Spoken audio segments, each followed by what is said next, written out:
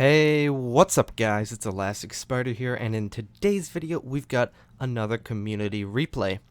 If you'd like to send us a community replay, send it to BIAworldofwarships@gmail.com. Include the in-game screenshots, the replay itself, and a pretty short description of what happened and anything that you would like to tell us. We do try and read all of your emails and watch all of your games. So if your replay hasn't been featured yet, we have been getting a lot, so we thank you for that. So don't be too worried. I'm sure we try and get everyone featured at least one time, and then kind of go from there.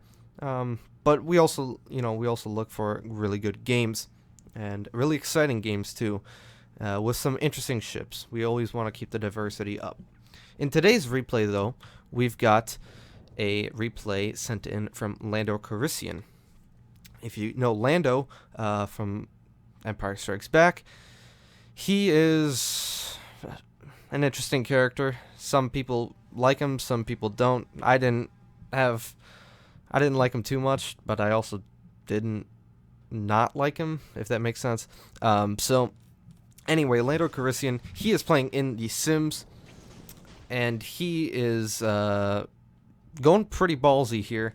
Not a lot of support from his team, but it is a double carrier game, so having a lot of carrier support against these cruisers does help a lot as well.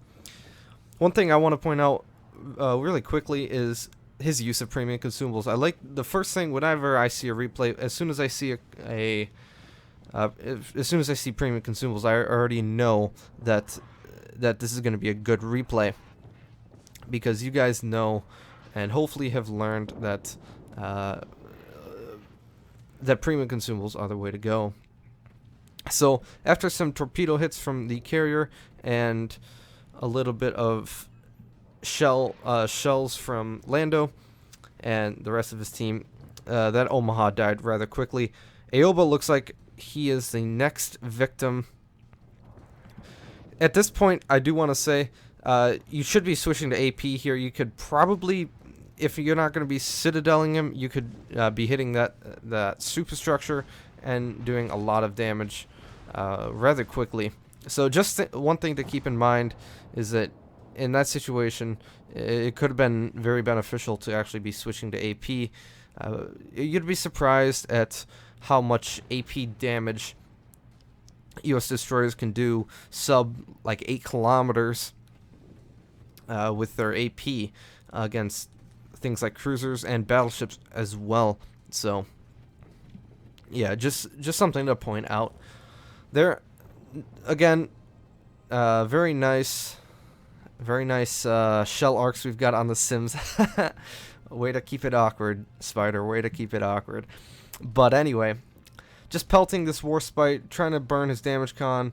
He's got his AA on. He's in smoke. He shouldn't have much to worry about, although he does have to watch out here. Smoke's starting to run out. Looks like he's well aware of that and is beginning to move right now. So far, so good. So pretty much it's been a pretty even match so far.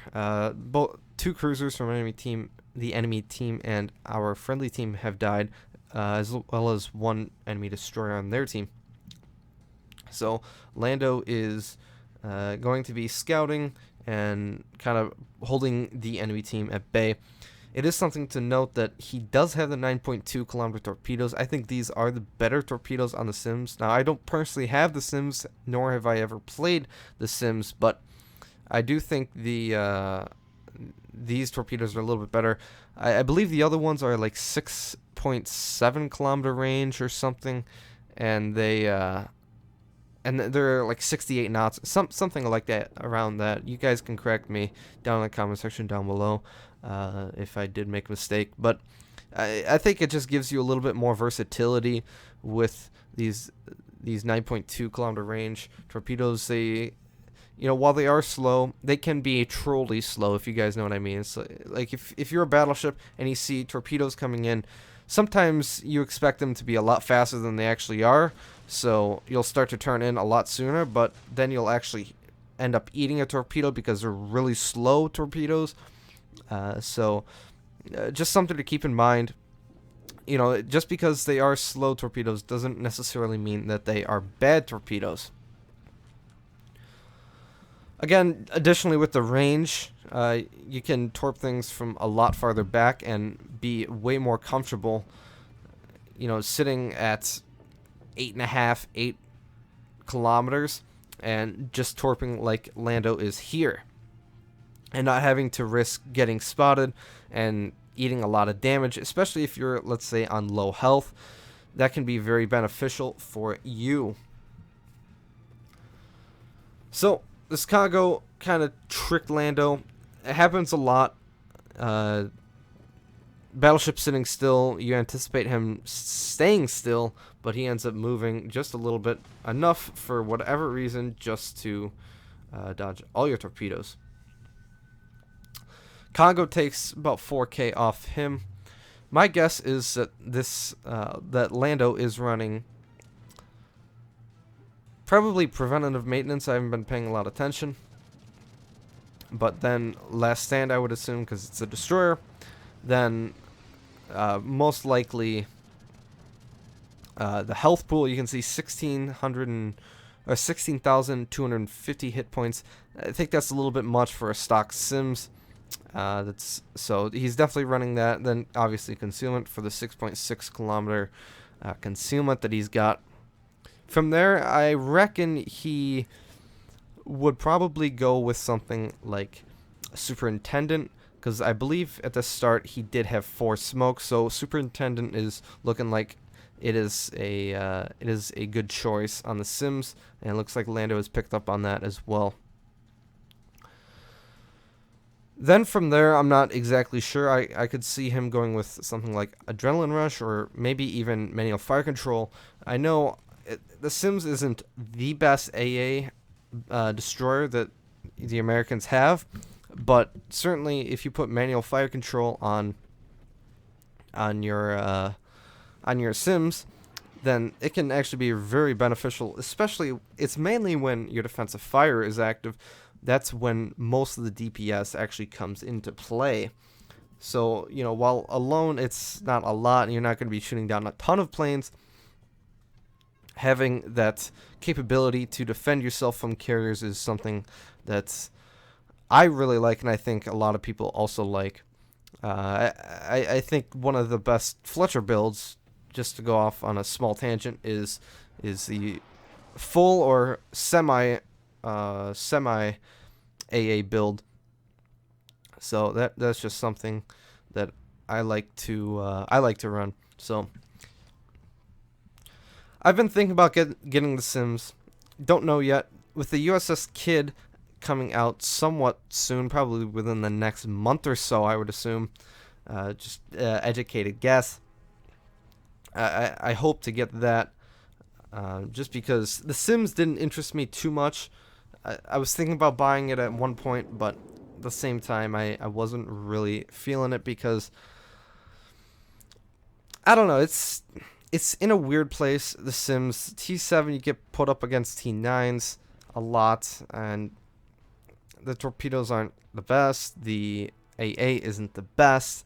Concealment's pretty nice, but as soon as you get up tiered to T8, which is only 1 tier, it becomes very, very brutal getting spotted by Benson's 800 meters before you can even spot them. So, you know, again, that's like the worst case scenario, but even then, you know, it's still not very favorable. Torpedoes went on the Pensacola. It looked like they were randomly dropped, although sometimes with the replays it's hard to tell if the Pensacola, for example, was actually spotted and Lando was able to target him or not. But it looks like those torpedoes actually went awry. It doesn't look like... Oh, 2 torpedo hits. I was about to say, see, you can tell, you know, these slow torpedoes, you kind of underestimate them. Sometimes you almost forget about them. Sometimes. So damage control is definitely out on the Pensacola. It's been 5 seconds since those torpedoes landed. So good switching of targets and prioritizing these targets. I can tell you one thing: Pensacola is going to hurt a lot more than a Gneisenau will. Well, depends on how you look at it, but right now that Pensacola is really, really hurting him. So he needs to kill that Pensacola as quick as possible. Missed the Pensacola, but hit the Gneisenau. Interesting RNG there. Pensacola has to turn for enemy torpedo bombers, and that was a very nice play, very well-placed torpedoes to get the kill off that Pensacola. But it looked like the Pensacola took a lot of HP off of Lando, and that's rather unfortunate.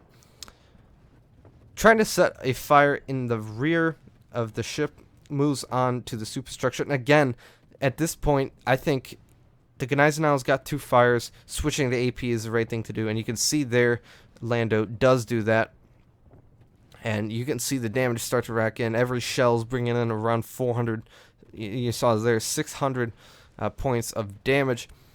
So 900. Yes, it's honestly pretty insane. And a lot of the times I do prefer to shoot in full salvos, not single fire, like Lando is doing here. It's just my personal preference. Single fire can help a little bit more with like actually making sure you hit people, and you're more likely to hit the target, because if you fire a full salvo off, sometimes you're not. It's hard to, like, you see where someone's going and then you shoot, but then it's off, so you try and readjust, but they've already turned. Whereas, like, if you're, shooting single fire, you can kind of adjust as you go, and it's not really all that bad. Gneisenau was charging Lando. He launched torpedoes out on the, I believe there's right side of that Pensacola's dead carcass, so a good play out by Lando again to know that Gneisenau was forced to go in one direction, and the torpedo bombers came in from the aircraft carrier to help him out. Very, very nice play, again, from the carrier and Lando. One thing I just noticed is that he's got a Jolly Roger flag, so he is a pretty good player, I would say. So if you are able to get rank 1, I think you're a pretty good player. I know there's a lot of potatoes, but I have a feeling that based on his play thus far, he's been doing a great job, and he knows how to play the Sims. So I won't get into too much into the ranked season and how it's T6. I personally don't prefer it, but I do like to see that it's not exclusively T8. Yeah, that's my 2 cents on it, I guess. So, again, Congo's going straight, torpedoes away. Let's see if the Congo will change direction. This is the Congo that slowed down to a stop earlier and was playing with the throttle, so we'll see if he will do the same again. Interesting move there. He smoked up right at the last second. Not sure why he let himself get spotted. I personally wouldn't have, but we'll just have to see how that turns out.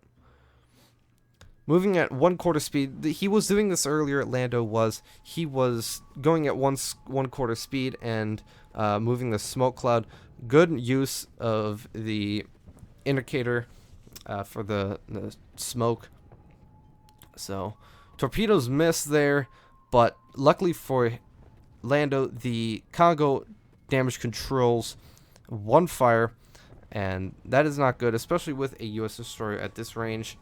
And thank you, Mr. Carrier, for spotting this Congo, or at least thank you for that time that he was spotted. So one of the carriers, actually it looks like both the carriers are going after the Mayhem. this Congo looks like he is going to be rushing Lando, and we've got some buddies, 2 battleships being rather slow in my opinion, going towards the enemy cap. 3 minutes left. We're up on points, but they are catching up since this Congo is sitting on the cap. Let's see if he will turn out or turn in. It looks like from the angle indicator that I've provided for you guys, looks like he's turning out. Big mistake. He should know torpedoes are coming his way. Really, he should be kiting away, or if he isn't going to do that, then he should have charged in the first place. One fire, so he knows that's burning. He switched to AP very briefly here. This time, the very slow torpedoes were rather unfortunate. He could have landed a lot more had he had the shorter range torpedoes that were much faster.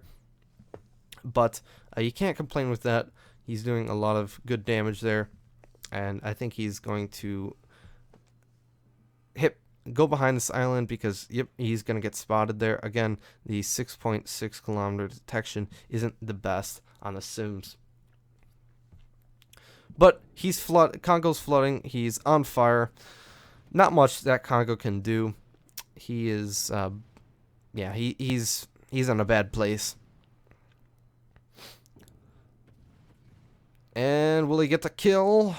Yes, he will. He gets flooding. And he also managed to get high caliber as well. A very good game overall. Planes are coming in. This game's just about over. Again, Sims is a good destroyer, and I think this replay showed that. I'm not too worried about these. If I was Lando, I'm not too worried about these planes. I have my defensive fire up, and they're only bombers. Sometimes bombers can be pretty deadly, but usually at this tier, they're only tier 6 planes. They're not too deadly. You can usually evade most of them. So, but I think it was a good use of defensive fire, because certainly if there's a nice bomb hit, then the then that could have actually killed him, and that would have been bad, because that would have he wouldn't have been able to get into this cap on time. He was able to shoot down 2 planes. Again, I'm thinking he might not have manual AA yet, or maybe he does and it's just bad RNG, but not too sure there. I would like to see if he actually does have it. Let's look at his AA range, though. He's got a 5 kilometer AA range, so that means he's not running AFT. At least I don't think so. I think stock Sims range is 12.9. You guys can correct me if I'm wrong. And he's not running AA range mod, because you can see 5 kilometer AA range there. So probably accuracy, probably main armaments mod 1, and I think probably propulsion. I would assume that's what I would run if I'm running defensive fire on my US destroyers. I'm running propulsion for sure, but that's the game. Alright guys, so almost capped the base out. Would have been some nice, very nice base XP, but the battle time expired, and wow, that was a very impressive Sims game, I must say so myself. Maybe I'm considering buying it again. 138k damage, 304 shell hits, a lot of shell hits, and he used the smoke primarily for himself, a bit more selfish, but I think he had every right to. It is his smoke. He doesn't have to give it out to his teammates, and I think also a lot of his teammates weren't necessarily in a good position for having smoke laid out for them. 6 torpedo hits, 5 planes shot down, 3 ships destroyed, and 1 base defend, as well as high caliber. Looking at the team score, as I suspected from the Jolly Roger flag, he is rank 1.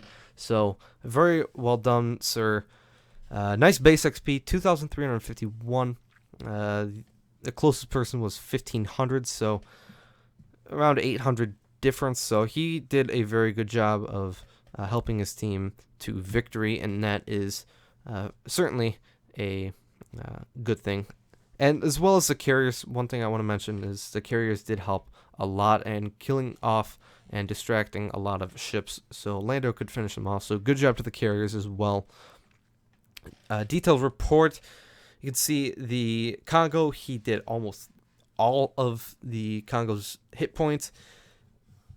So, and then you can see the other battleships and cruisers that he damaged. Looking at the damage distribution, though, 27,000 from torpedoes, 44,000 from fires and flood.